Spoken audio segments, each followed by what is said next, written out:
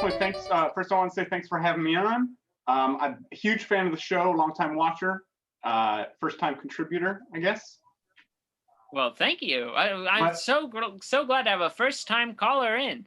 Well, I guess I just wanted to tell you guys about this experience I had when I was camping a number of years ago, and it's essentially the thing that got me interested in the paranormal, and it's just a really powerful, like, impactful memory that, you know, kind of got me into all this. And all right, well, it's pretty it has a lot of cliches in it, but I guess that's why these things happen, is because I must have been maybe 10 years old or so, and we were camping in like southern Illinois near a place called Bass Lake,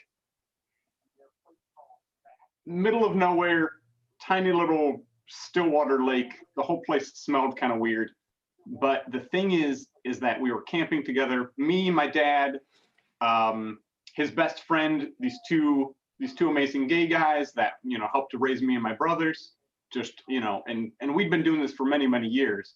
And we would all sit around the campfire, do our thing with making amazing food and stuff like that. And this would carry on into the wee hours of the night. But one day, one of the crew, who was kind of known for being a little silly, you know, kind of the guy that joked around and everything, he walked off to go, you know, to go take care of his business. And even though he's kind of a serious guy, well, he was joking. He liked to joke and have a good time, but he didn't like to prank people or anything. That wasn't what he did. But all of a sudden, he starts screaming, "Guys, look up at the sky!" And me and my brother, we thought like maybe there's a helicopter, or maybe like there's a really cool like sky formation, because we'd been camping before and we saw something that looked a lot like the aurora borealis, right? It's a very rare phenomenon, but it doesn't always happen there. And so we thought it was like something cool. We didn't think it would be something life-changing. And it turned out it was this strange kind of semi-pulsating light that just sat there in the sky for a few moments, but it was kind of moving, but like in a straight sort of position.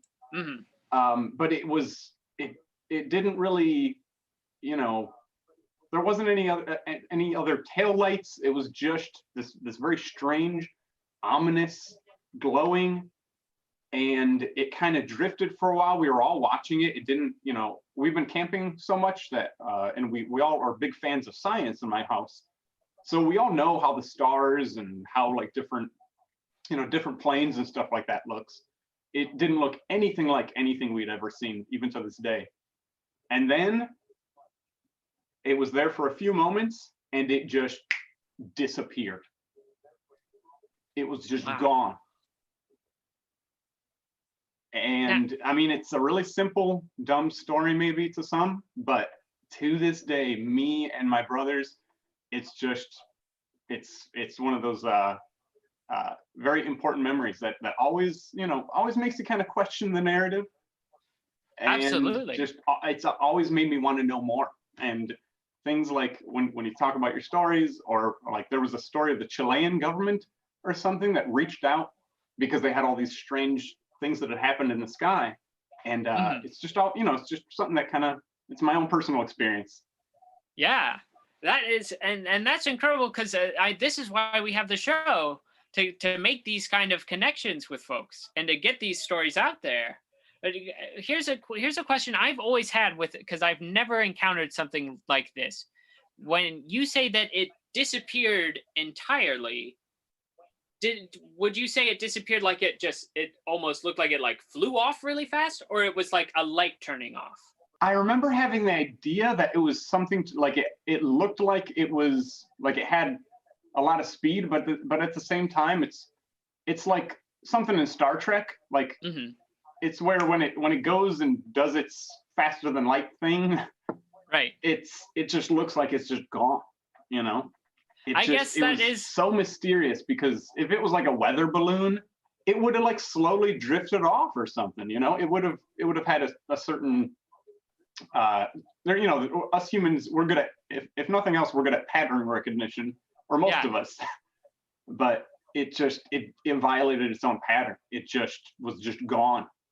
And was this happening at night? Am I remembering that correctly? Yeah. It was pretty late at night, maybe 1 or 2 in the morning or something like that. But even when it's that late at night, if you've got something in the air that's got a light on it and the light goes out, you can usually still make out the shape of something up there.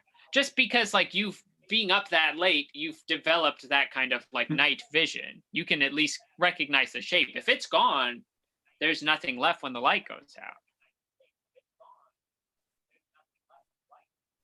Exactly. And it was a night, it was really beautiful. There was a ton of stars out. So, sometimes when you have kind of that ambient light, there was definitely a glow. So, if there was an outline, if whatever light source on a hang glider died out, we would have been able to see some more details. But the light was bright enough that it really obscured the shape of most of like what was going on, and then it just disappeared in a flash, or not a flash. It just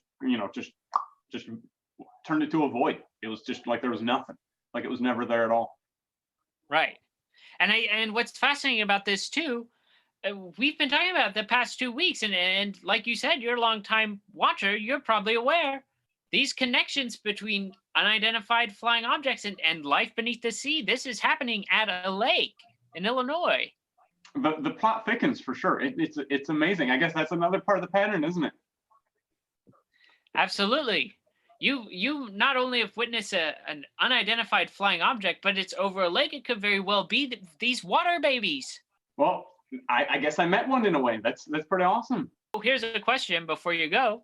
If you could buy the ranch next to Area 51, what would you do with it? I would definitely, I would maybe turn it into like a rival observatory. The last thing that they would want at Area 51 would be a giant observatory, right? Right. So I'd probably do that. Just if we all had the ability to fulfill our dreams, it would. There you go. Definitely be my little way to dig back at the government for hiding things for so long. Yeah, stick it to the man there. That's good. We're all in favor of this strategy. Well, definitely thank you guys so much for having me on. It's been really great talking about that story. I really don't talk about it very much because, it's a great way to weird people out, maybe. But this is the environment for that. Some would say it alienates them, but yes, this is the perfect environment. This is the place to share those stories. All right. Well, definitely thank you so much. Have a great night, and thanks for your time, Cliff, and your staff. Yes, thank you so much, Panda Fox. Go ahead if you're watching us on Twitch, you can find him in the chat, Pandafoxcomedy. Feel free to give him a follow. Thanks for calling in, pal.